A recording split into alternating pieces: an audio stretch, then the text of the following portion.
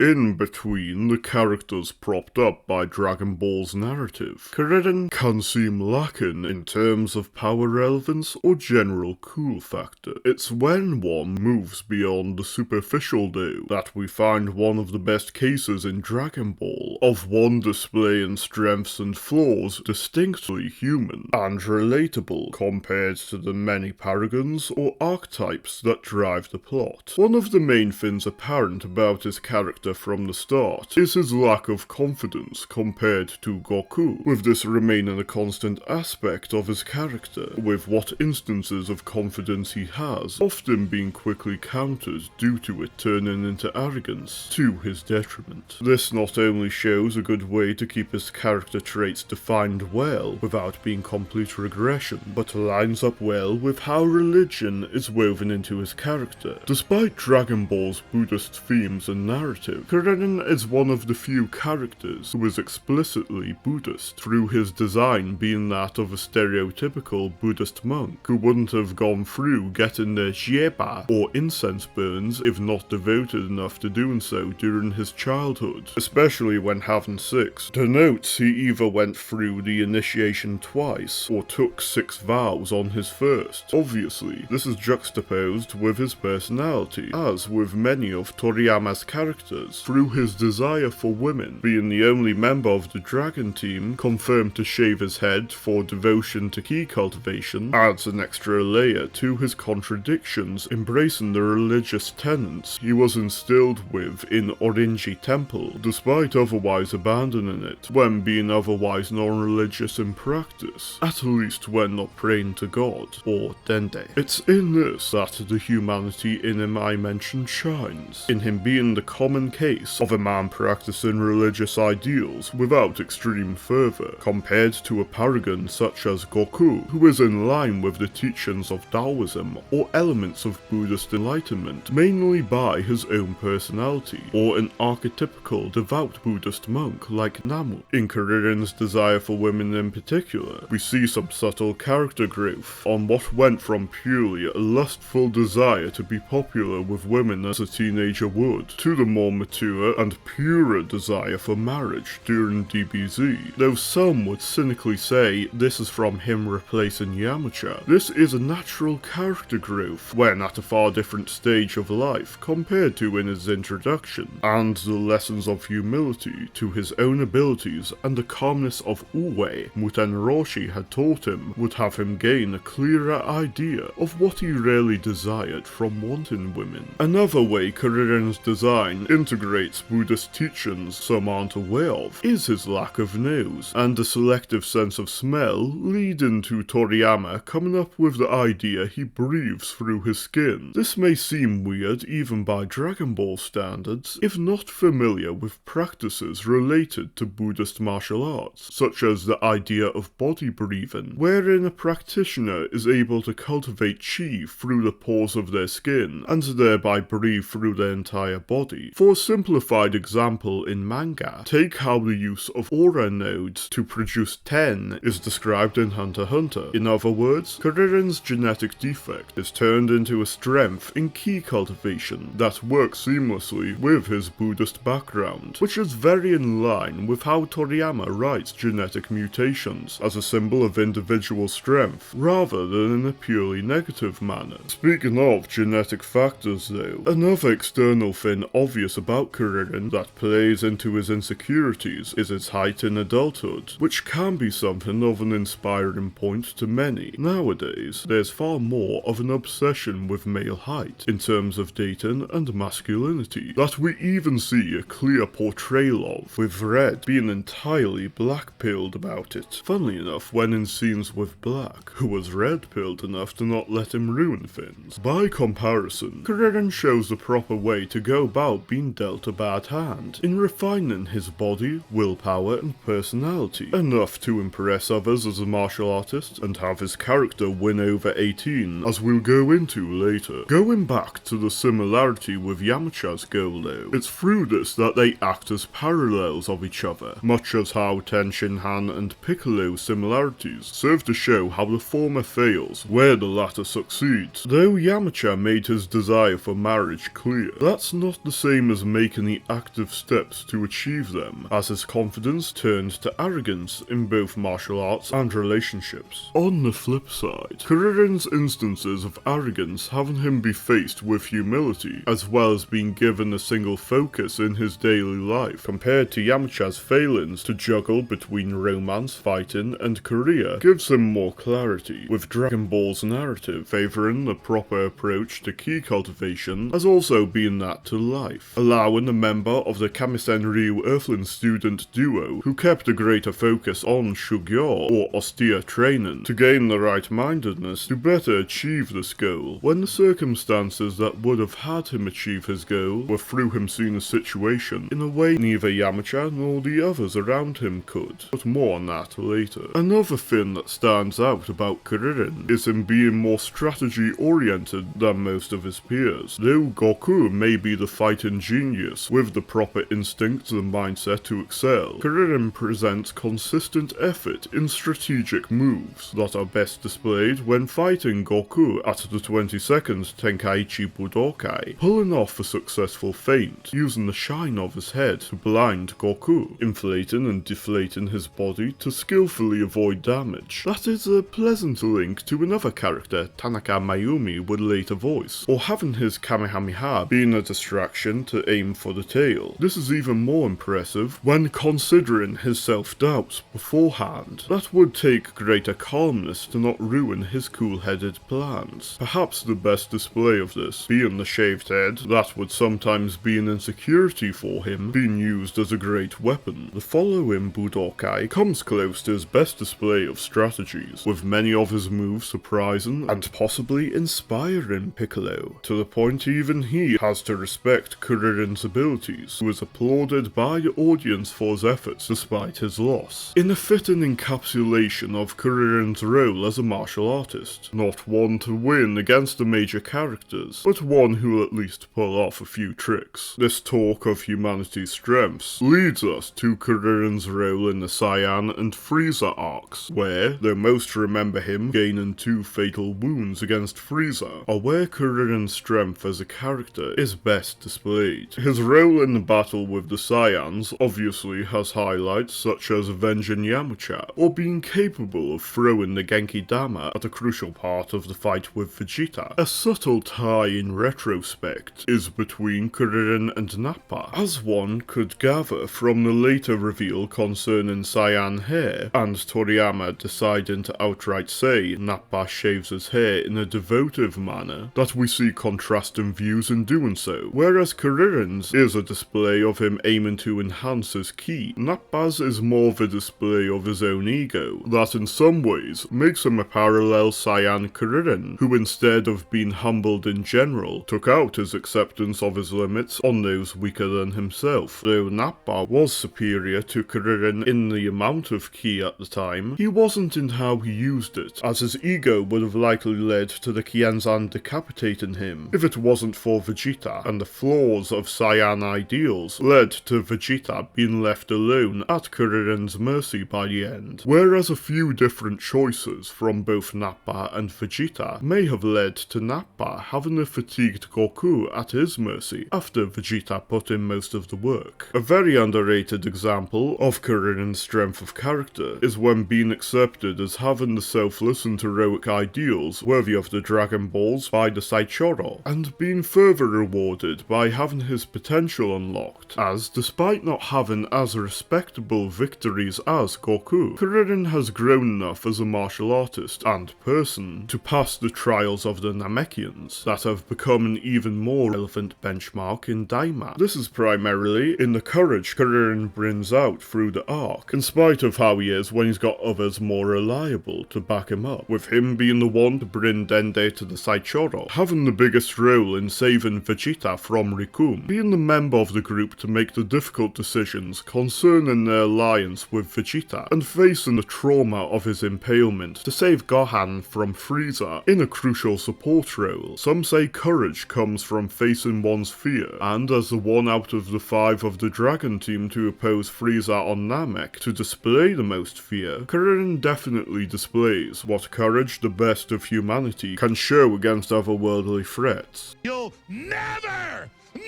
defeat the human spirit! You'll never defeat God! You'll never win! Though Kuririn's role on the battlefield isn't as active in the Cell arc, what he chooses to do as a support character furthers these ideas of humanity and his own goal through his encounter with 18. It's easy to boil this down to Kuririn being so damn bad he let the antagonist achieve his goal, not out of line for his character when having gone without female attention for that much of his life, at least in the manga. But there is more to it than obsessing over 18's flirt. Kuririn ends up getting a better view of 16, 17 and 18's personalities than his allies, who either go off Trunks' experience or change focus to Cell, rather than focusing on how the artificial humans actually are, this leading to him advocating for saving 16, based on what he's seen of the trio personally. Even before that, he was a witness to Vegeta getting an answer to the question on if machines could feel fear. That showed there was more to them than mere programming. Kuririn thereby ends up showing the importance of human compassion in the Cell arc, in seeing the human part of the artificial humans, not reducing them to the enemy, or consider their lives to merely be a factor in Cell's growth, to remove as coldly as he wishes to attain them, when they present very human personalities. A fitting conclusion for the Buddhist of the group to make, in the value of their lives, especially when the kanji making up the ningen in Jinzo Ningen are heavily rooted in Buddhist thought, as that of the souls of reincarnation entering the gate of humanity. This path leading to his marriage, through the effect his kindness has on 18, also fits perfectly with the role the Taoist idea of Wu-wei, or action through inaction, plays in the narrative. It's often that characters either achieve their goals or find great enlightenment towards who they are when they don't actively pursue them. Piccolo grows more as a character and martial artist, once separating himself from Daimao's goals of world domination. Vegeta finds success in catching up to or surpassing Goku when not focusing on that alone, and both Yamcha and Bulma achieve their initial goals in the first arc through the experiences they forge, rather than their desired wish with the Dragon Balls. Likewise, Kuririn manages to find his ideal woman, not through his physical strength or martial arts strategies that he's come to see can't compete with what power creep has done, but through providing kindness and value to those who had too long been seen by all but each other and 16 as either enemies or tools, and making the right gestures to put these in action. Also, he's clearly got that tongue going for him. Though his role in the series since has unfortunately been either being a bystander, teased significance that amounted to little, or being given pity victories, Kuririn's role up to the Cell arc established him as a good portrayal of the strengths and weaknesses humanity can hold in the face of threats beyond their comprehension, and shows that even if one can't be on the level of their peers, they can become the best version of themselves. I will say though that, despite not adding much plot-wise, the Super Anime's two-parter of him overcoming the physical embodiments of the trauma he's faced through many intense fights and even deaths is the perfect display of this. Thank you if having watched through this analysis. Check out more the channel has to offer and subscribe for future ones. You may want to see this one on Tenshinhan, and to round off the humanity presented by the main Earthling trio, there will be one on Yamcha sometime soon.